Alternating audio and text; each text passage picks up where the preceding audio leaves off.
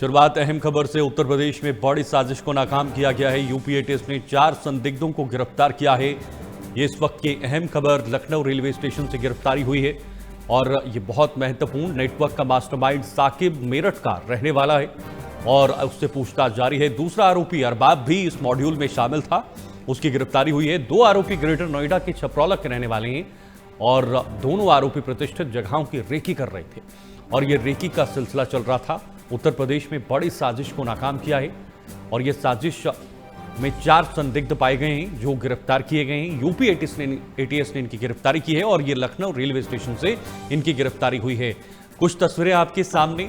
ये वही लोग हैं जो इस पूरे वारदात को या इस पूरे जो घटनाक्रम को अंजाम देने की कोशिश में लगे हुए थे। 2 आरोपी ग्रेटर नोएडा के छपरौला के रहने वाले बताए जा रहे हैं। दोनों आरोपी प्रतिष्ठित जगहों की रेकी कर रहे थे, वहां पर जांच रहे थे और रेकी करने के बाद किसी बड़ी साजिश को अंजाम देने की फिराक में थे। लेकिन उससे पहले एटीएस ने मोर्चा संभालते हुए इन 4 को गिरफ्तार किया और इनसे पूछताछ जारी है। लेकिन सबसे बड़ी बात और सबसे बड़ी चिंता यह है कि जो आतंकी मॉड्यूल है उसको लेकर लगातार गिरफ्तारियां हो रही हैं और कई सारे ऐसे ओवरग्राउंड वर्कर्स हैं या ऐसे स्लीपर सेल्स हैं जो अभी भी इस नेटवर्क के साथ जुड़े हुए हैं। न सिर्फ देश में बल्कि इनके अंतर्राष्ट्रीय तार भी हैं। पाकिस्तान के कई संगठनों के साथ जुड़े हुए लोग भी पिछले कुछ दिनों में गिरफ्तार हुए हैं, या तो बांग्लादेश से या नेपाल के रास्ते से या किसी और तरीके से इनके साथ नेटवर्क जो है या इनके साथ संपर्क साधा जाता है। सोशल मीडिया के जरिए इनके साथ जुड़ा जाता है और उसके बाद इनका इस्तेमाल भारत में किसी साजिश को अंजाम देने के लिए किया जाता है।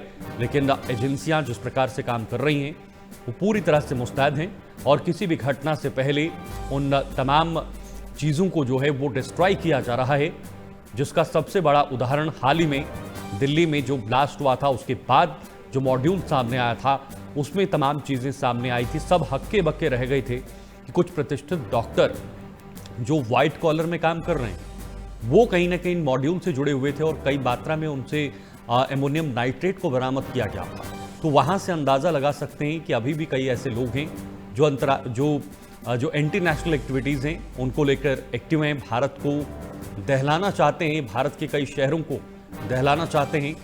लेकिन जिस तरह से हमारी सुरक्षा एजेंसियां काम कर रही हैं, वक्त रहते ये 4 गिरफ्तारियां हुई हैं जो लगातार आप अपनी स्क्रीन पर तस्वीरें देख रहे हैं। ये बिल्कुल युवा हैं जो इस एंटी नेशनल एक्टिविटीज़ में पाए गए हैं और इसमें एक अरबाब भी शामिल हैं जो इस मॉड्यूल में है। 2 आरोपी ग्रेटर नोएडा के बताए जा रहे हैं, छपरौला के, और दोनों आरोपी प्रतिष्ठित जगहों पर रेकी कर रहे थे और ये एक बहुत बड़ी साजिश हो सकती थी जिसे फिलहाल समय रहते ही नाकाम कर दिया है। एटीएस के हाथ बड़ी सफलता लगी है और सबसे बड़ी बात, इनसे पूछताछ के बाद आगे की बड़ी जानकारियां भी मिलने की संभावना है।